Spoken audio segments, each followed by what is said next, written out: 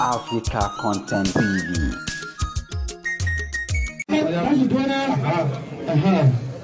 Bàbá wa kí ló ṣàdúrà nísìnyí tá bá sọ̀kalẹ̀ bàbá pírẹsidẹ̀ntì ti ṣàdúrà sí i. Allahumma salli ala sayyidina wa mawlana Muhammad wa ala alihi wa sahbihi. Ẹni bá ẹjọ́ náà nǹkan ṣe ìpínlẹ̀ Ògùn. Tí wọ́n ń ṣe ìpínlẹ̀ Ògùn nìkan ni nǹkan ṣe nǹkan kò ní ìlàrọ̀.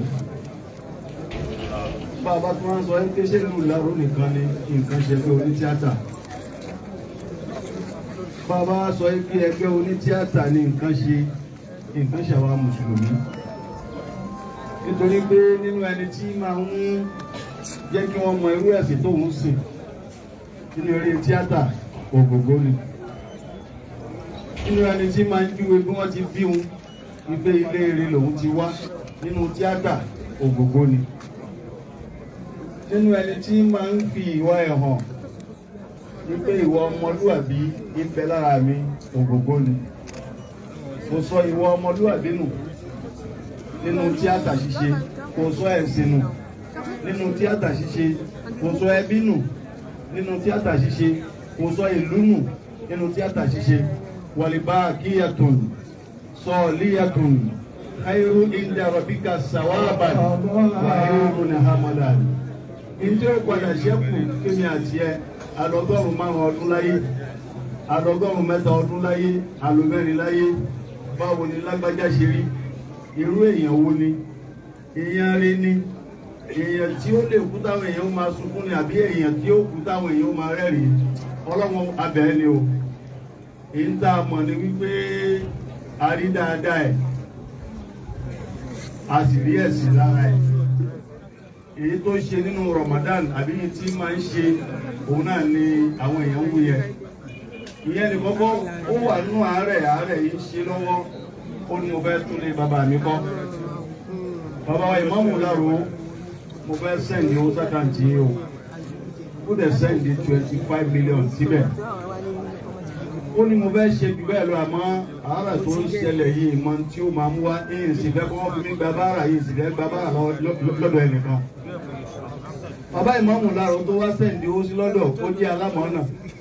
Bàbá náà wá pè é tó jẹ́ náà àbúrò ẹ̀ pé ẹ̀gbọ́n ẹ̀ fi báyìí sí mi lọ́wọ́ ọlọ́sọ bẹ́ẹ̀ fẹ́ fẹ́. Alámọ̀ọ́nà lẹni tó rí ẹni rí, alámọ̀ọ́nà lẹni tó sẹ́ǹdì owó sí lọ́wọ́. Ọ̀pọ̀ àfáà mi ìtàn bá sẹ́ǹdì owó sákàǹtì ẹ̀ bẹ́ẹ̀ ni ẹ ò ṣe ní rántí tẹ́ni tí wọ́n sọ fún òní rántí ni. Mo kí bàbá Ìmáàmù Ìlaró tí nǹkan ṣe, mo kí wọn ṣé wa Muhammadu Tajudeen Mustapha Adéwùmí mo kí mo tuntun yín kí. Irú eléyìí má jẹ́ òkú mọ́lù Ìlaró, má jẹ́ òkú mọ́ nílẹ̀ ayé wa, má jẹ́ òkú mọ́ nípínlẹ̀ Ògùn. Ẹ̀kọ́ pàtàkì ó ṣeé ṣe káyé àti sọ̀rọ̀ má sí mọ́ tá a bá ti sálámà sókù kí kálukú máa lọ bí tó ti ń wá. Mo fẹ́ gba gbogbo àwa dókítọ̀ ọ̀pọ̀ èèyàn là ń pa. Ìbáàjẹ́ abánísì ni o, ìbáàjẹ́ abà ni o, ìbáàjẹ́ àwa dókítọ̀ olóyìnbó ni.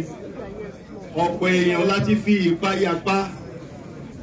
Ọ̀pọ̀ èèyàn ẹjẹ musa ń bò kan wá ẹnìkan ṣàárẹ̀ nínú àwọn èèyàn wa wọ́n wá ń sọ fún wọn ń fò ìgbó sọ kò lẹ́wọ̀n ọ̀dìmọ̀ pé ó pò ìgbó wọ́n wá ní á bóyá làwọn lè rí sí torí àwọn máa bu ẹran bì kan àwọn máa fi síbi kan ní. Ìjọ náà ló ń tọ̀ wọn kò ti ní treatment ò ti dúró lára ẹ̀ mọ́. Gbogbo ẹ̀yin dókítọ̀ tẹ̀ ń wò èèyàn sàn Ọlọ́run ní máa ń wò èèyàn sàn ẹ̀ ń gbìyànjú ni. Ẹ yé máa sọ gbólóhùn tí ó gba aláàárẹ̀ tí ó fún ní ṣọ́ọ̀kì ẹ̀yẹ máa sọ lójú ẹ̀ mọ́. Ìyẹn bẹ́ẹ̀ ẹlẹ́ẹ̀kejì nínú ẹ̀ gbogbo àwọn tá à ń polówó ògùn lórí rédíò lórí tẹlifíṣọ̀n kí mùsùlùmí kan ti máa ń tún un. Èmi tí mo bá ń sọ̀rọ̀ yìí nígbà tí mo ti gbọ́ kàfà àtọ́wò lọ́dẹ̀ òun padà dé láì dáhùn lẹ́bí òdòdó fún ọ̀fẹ́ òwe láti dáhùn ní Yorùbá sùn.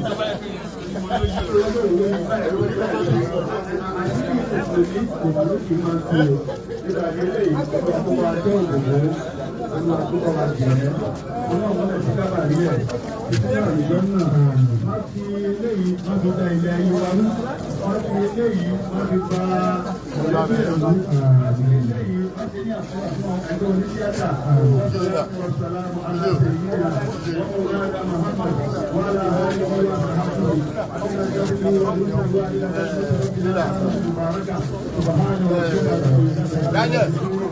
Daniel.